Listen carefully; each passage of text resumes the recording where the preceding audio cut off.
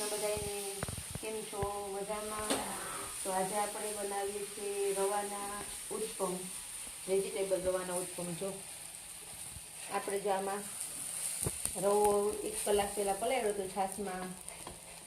પછી એમાં આપણે ડુંગળી, ટમેટું, કેપ્સિકમ, આદુ, મરચાં, લસણની પેસ્ટ, ધાણા ભાજી, બધો મસાલો, મેગી મસાલો, ચાટ મસાલો, બધી વસ્તુ નાખી અને તૈયાર કરી અને પછી આપણે મસ્ત નાના નાના ઉતારવાના છે ઉત્પમ.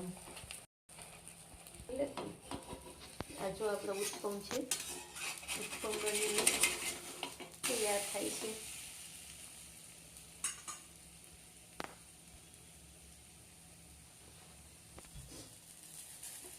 ઉત્પમ તૈયાર થઈ ગયો છે બનીને. જો